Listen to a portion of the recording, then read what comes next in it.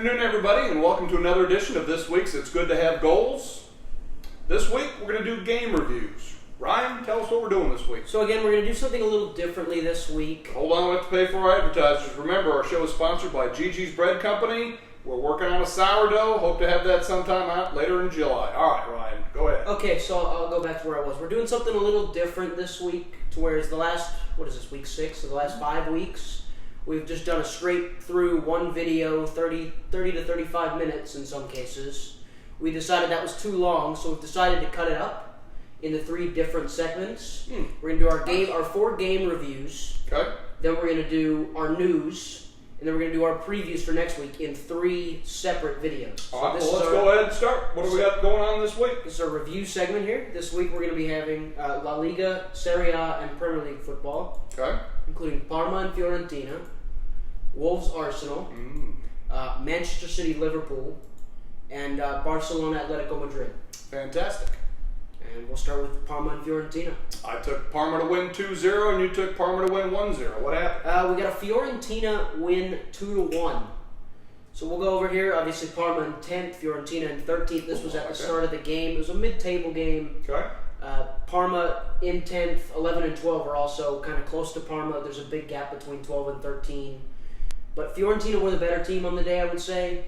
Parma, a team that liked to sit back with seven men almost, plus their goalkeeper, so 8, and just attack with their front 3, Dejan Kulusevski, Andreas Cornelius, who didn't start in this one. They started Jan Caramo, who's a French winger who played at the 9, and then Gervinho, an Ivory Coast player. That's their normal front 3 that they like to counterattack a lot with. They didn't have as much success with that. They rely a lot on their defense standing out in their games, and today wasn't a day where their defense stood out. Their defense really let them down. For Fiorentina, it's a team without a real identity, but they're slowly starting to pick up that identity. They just hired a new coach this week for next season, Daniele De Rossi, who's only retired in January from playing, and he's going to become a coach in what's essentially going to be September, maybe. Who was your man of the match in this game? For this one, my man of the match, and here's the goals. We'll see it. You'll see it on there. My man of the match for this game was Eric Pulgar, the center mid for Fiorentina. He didn't do anything spectacular during the game, but you can see the 3 arrows. Those are signifying the goals and when they happened. All so right. Look at the first arrow there. That's Fiorentina's opening goal, a penalty that was won by one of the wingers for Fiorentina, a poor foul, an easy penalty call that Eric Pulgar, again, he didn't do much for the first 20 minutes, but that 19th minute PK gave him his first of the game. And then in the 31st minute, you see the second arrow. That was Fiorentina's second PK. Initially not called a PK, but they went to VAR. They ruled it a handball on Parma's defender. And Pulgar stepped up for his second penalty of the match, went to the same exact spot, low left both times, beat the keeper both times. So he gets my man of the match. Despite having an uneventful 90 minutes, he scores 2 goals, puts the penalties away calmly, coolly, collectively. Parma, you look at the second half, they're the team in green. They dominate majority of the first 25 minutes of the second half. They get a goal early from the spot from Juraj Kučka, another penalty kick. This one was called off, not initially called. VAR intervenes again for an elbow to the face, they called it. It was a lenient penalty call, but they get their 1 goal back. They continue to dominate the rest of the half, but there were no goals to be scored. And for Fiorentina to walk away with 3 points, big morale booster for them. For Parma, they've slipped the last couple weeks. They were up in the Europa League places a couple weeks ago. They've had a poor start in the restart. They need to regroup and get back to their best if they want to challenge for Europe, which I don't think they have the potential to do. I think they're stuck around where they are probably. Okay. But again, a promising second half as you can look at the momentum chart there. A lot of the ball in the second half, a lot of the attacking opportunities going their way. Fiorentina dominating the game, but stumbling across the line would be the word I would use. Anything else in this game we need to bring up? No, not really. Again, Fiorentina, new coach coming in next season. A little bit of momentum would be nice to carry from season to season, considering there's no real off season. They're just going to jump essentially straight into the next season. So it'd be a little nice to get that momentum going and then jump it into the next season with a new coach, some new players hopefully. So for Fiorentina, momentum is the key for them. For Parma, regaining their mojo. All right, let's move on to the next game. Arsenal and Wolves, or Wolves and Arsenal. All right. I said the Wolves were going to win 2-0. You took the Wolves 2-1. What happened? Well, it's not the Wolves. It's just Wolves. Wolverhampton. It's like the Facebook. Typically, they're the Wanderers, but they're called Wolves. But so 6th and 8th, as you can see in this game, and it ended 2-0 to Arsenal. Who, and again, Arsenal woke up last week. We both took 2-1 wins for Wolves because we felt Arsenal were going to struggle. They had a really good. They beat Sheffield United in the FA Cup on Sunday. They beat Wolves. They beat who else did they beat? I forget. I think they beat Southampton at the middle of the week. So they've slowly but surely kind of gotten results their way. I think that's their 4th straight win, maybe their 2nd or 3rd straight clean sheet in those 4 games. So they've slowly started to get results under Mikel Arteta after a rough start to the restart. Arteta again has a massive challenge in front of him with rebuilding that team, a team that has such low team morale, team dynamic. He's looking to really implement leadership into that locker room. He's signed a lot of older players He's re-signed a lot of older players. He's re-signed a lot of his younger players that have had good seasons. All right. So Arsenal again, it's all about their core group for them. They need to build off that core group. For Wolves, still in the Champions League contention, definitely in Europa League contention. Arsenal back in Europa League contention now after this game. So good for them. As you can see, the 2 goals coming towards the end of each half for Arsenal. First goal was Bukayo Saka, the young 18-year-old winger/left back. He played winger this game. It was on sort of a counter-attack for Arsenal. Lifted into the box. Bukayo Saka patiently kind of just stuck his leg up and just let the ball hit his leg, and he volleys it into the top corner. It's a really nice finish for a player of his quality there. And then you have to look at, I think the biggest chance of the game is that big green line at the beginning of the half for Wolves. It was Adama Traore getting through on a counterattack. Really should have put it away. A really good save from Emiliano Martinez, who's the backup goalie for Arsenal. Bernd Leno's injured out for the season. So Martinez is going to have to step up if Arsenal want to sort of progress to the Europa League and get into Europe instead of having to sit out a year and not get that European money. And your man of the match? My man of the match was Alexandre Lacazette, who scored the 2nd goal. He didn't play all too well, particularly this game, but he gets that goal at the end. It was a crucial goal. Wolves, as you can see, that whole second half, putting a lot of pressure on Arsenal. Then late on 86th minute, I think it was, Lacazette the ball's fired into the box. Lacazette takes a first touch, gets around the defender, tight angle, puts it past the goalkeeper, Rui Patricio of Wolves, off the post and in. That goal crucial for Arsenal's game, obviously, to get them the 3 points, but maybe even for the rest of their season. If that goal could change their season for them. A team that was in 8th before this game, as the week started, they were in 10th. Oh, wow. So they've slowly pushed their way up. They're now in 7th. That's the Europa League spot. If they can get into the Europa League, probably look at that goal right there against another Europa League contender and say that was a big goal in their season. All right. Anything else on this game? No, Wolves were poor. Lacked any real energy.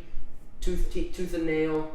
What's the phrase there? Is it tooth and nail? Tooth and nail. Tooth and nail. Yeah. Lacked real fight, desire, any sort of mettle, so to speak. And that's a team that normally has all those qualities. A team that fights and grinds out results. It's the first time you've really watched Wolves in a while and said they don't look like a Europa League team, let alone even a Champions League team, which is what their ambitions are. Well, let's hope they play better next week. And I think they will play better next week. Let's move on to the next match. Man City and Liverpool. I took Liverpool 2-1. You took Man City. I think Liverpool lost. I got my point, and it wasn't even close in the end, but it was closer than the scoreline suggested. You see 2nd and 1st, and that's kind of misleading in 2 different ways. It's misleading in the first way that Liverpool are 20 points ahead of Man City, so you could say it's really first versus a team that's essentially really far off, but that point difference is misleading at the same time. Man City, for my money, are the best team in the Premier League. They've had an awful season, and Liverpool have had a fantastic season, and that is why the discrepancy between the 2 teams is so large. But this game really showed why Man City, I think, this kind of proved to me why Man City is the best team in the league, at least in terms of talent and play. 4-0. But Liverpool secured the first place. They scored they won the title the week before, and I think this was always going to happen based on the letdown after the game. Pep Guardiola was asked about Man City's manager, was asked about the result and why it was so lopsided. He said, "We played well, and Liverpool probably had one or two or three or four beers eating all their players." So I'm sure they're still partying in the streets of Liverpool. Who was your man of the match? my man of the match was Phil Foden, 20-year-old who's been under a lot of scrutiny over the recent years. He's a really talented player, captained England to the U17 World Cup and the U20 World Cup wins, both of them. He's kind of viewed as the next generational player for England, him and Sancho. I think he's much better than Sancho. People will say Sancho's better. I disagree. And today he proved why. He's finally getting minutes. David Silva, an older player for Man City's 33, 34. He's on his way out.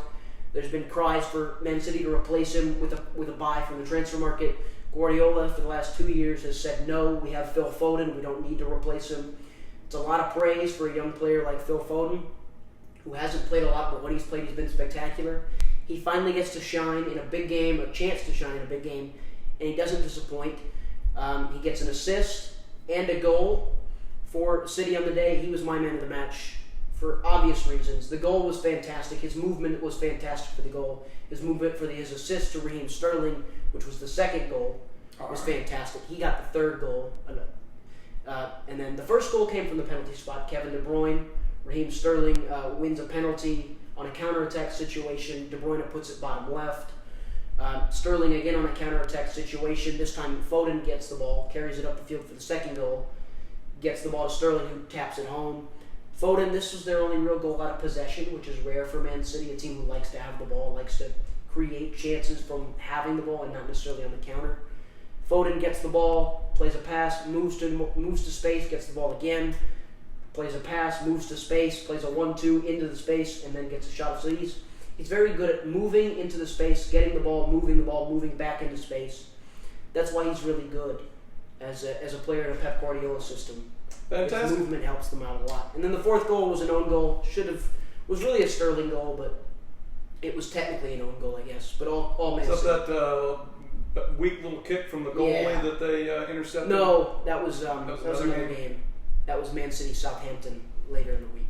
All right. So anything else on this game we need to touch on? No, and 4-0 again. Liverpool, they're done for the season. Essentially, no FA Cup, no Champions League. League is done and won. Man City, they have the Champions League, and they have the FA Cup. They've got the semi-final game against Arsenal. They play Arsenal, and then they've got to try and withstand Real Madrid in the round of 16 to make the top 8. I don't think they're going to do that. I think Real Madrid have been too good, and they'll sort of come back and. When does that start? Champions League is the 8th of August, so a month from now, essentially. All right. And Barcelona and Atletico. I had to take Atletico with a 1-0. You took a draw 1-1. What did we end up with? So you took Atletico because they're your team, right? I'm assuming. Yeah. I took a draw because I just kind of felt that in the game, and I got my point for that, obviously. Good call. Barca 2, Atletico 2, second and third, but poor result for Barcelona. They continue to take draw after draw. They're losing points when they need to keep pace with Real Madrid. The more they lose pace to Real Madrid, the less chance they have of catching up to them, obviously. And I said it 2 weeks ago. I said Real Madrid are going to win the league because they're built to win one game. And they've got essentially 8 finals. They've got one game at a time, and that's how they're built to play under Zinedine Zidane. Barcelona are built to win 8 out of 10 games, not 10 one game. Not 10 games of 1, but 8 games out of 10. That's how they're built to play. They haven't been very good at that. They dropped the last 2. They tied Celta Vigo. They tied Atletico. And really my man of the match here was Saul Niguez for Atletico. Similarly to Pulgar in the Fiorentina game. Didn't do much in the game, but scored the 2 penalties for Atleti to get them the draw. You see the first goal there, the first arrow, was a corner kick. Messi took the corner kick. It went in off Diego Costa's sort of thigh. Diego Costa, an Atletico Madrid player. So it was an own goal that got us started. Then Yannick Carrasco won a penalty for Atletico in the 33rd, that was missed initially.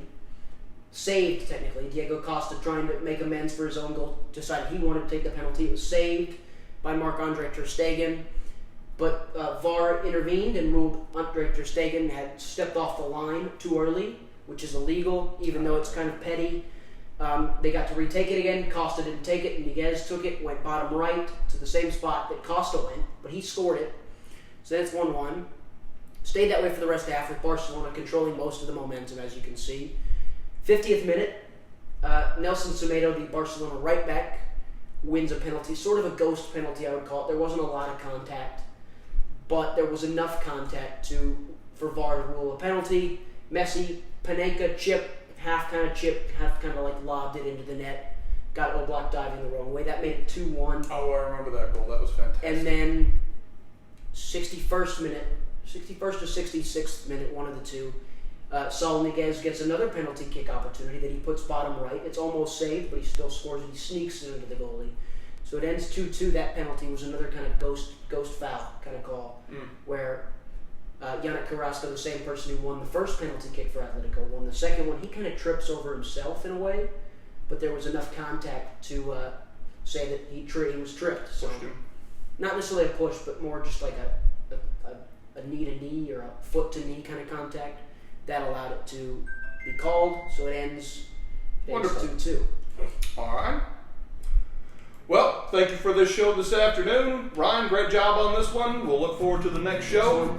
Yep. Thank you so much. Thank you.